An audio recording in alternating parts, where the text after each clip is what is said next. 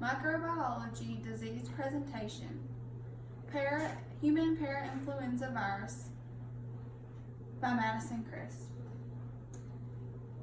Human parainfluenza virus, also known as HPIV, is a virus that attacks the upper and lower respiratory system. There are 4 different strands of HPIV and is commonly found in young children and infants. Some symptoms of the parainfluenza virus: fever, running stuffy nose, a rough cough, loss of appetite, shortness of breath and wheezing, chest pains, sore throat, and even a chance of sore ears. Structure of parainfluenza virus.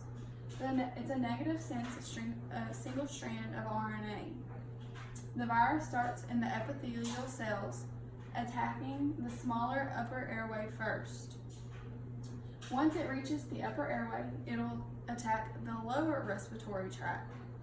Eventually, it will attack the whole body unless the immune system finds it first.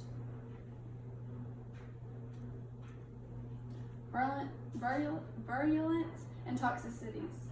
This virus can cause bronchial and pneumonia infections in the chest and lungs.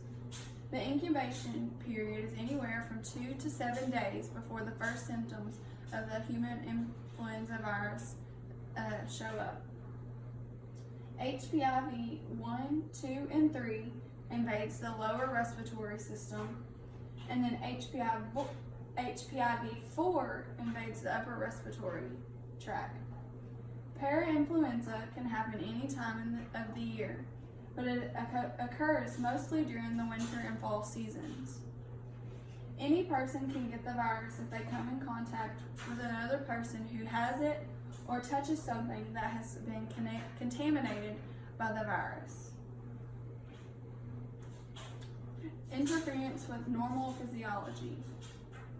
The human parainfluenza virus causes one's normal physiology to be changed by making one have a loss of appetite. They may feel fatigue or have shortness of breath. Sometimes the virus can cause respiratory tract infections such as bronchitis, bronchiolitis, and pneumonia. People who have this virus should not go out into public and should stay home to get lots of rest and to make sure they drink lots of fluids. Who is mainly affected by the virus? Anybody, no matter the race or age, can come in contact with a human parainfluenza virus.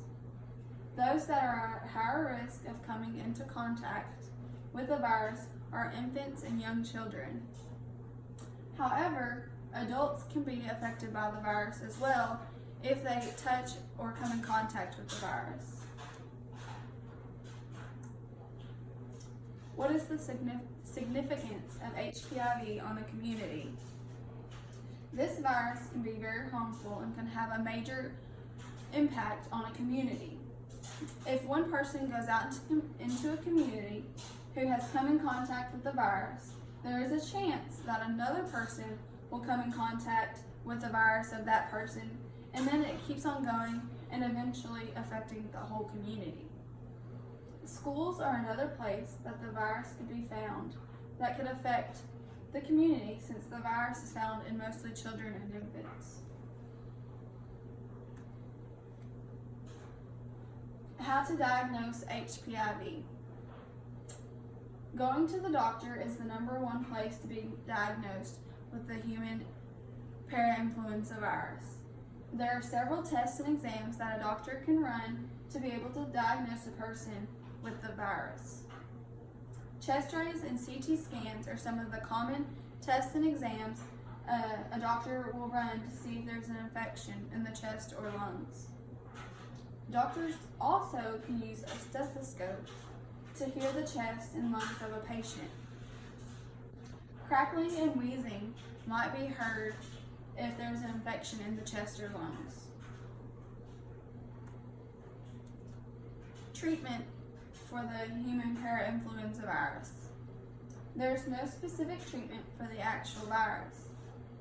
And there's also no vaccination for the virus that can be taken. But there are several vaccinations that are in development, and they are testing to see if they will work to cure the virus. Although there is no treatment for the virus, the symptoms can be treated to help. Taking Tylenol, breathing treatments, and nasal drops are some of the treatments best for the symptoms of the virus. Steps to prevent the virus. Washing your hands with soap and water, not going around people who are sick or have recently been in contact with the virus, disinfecting toys and other objects that are touched by someone who has been in contact with the virus, getting plenty of rest and drinking lots of fluids, and also covering your mouth when coughing and sneezing, and then re-washing your hands with soap and water. Some facts about the human parainfluenza virus. Animals such as dogs and cows can also come in contact with the virus. Over 23,000 children under the age of 5 have been hospitalized from the human parainfluenza virus. You can see the different strands of the human parainfluenza virus occur in different seasons of the year, such as fall and winter, and sometimes even during the summer you'll see it. A lot of people think that the influenza virus is the same as the parainfluenza virus, but it's not. The influenza virus is the same thing as the flu, whereas the parainfluenza virus has to do with your upper and lower respiratory tract system. That's all I have for this video and presentation. I hope you've enjoyed it and got to learn something. Thank you.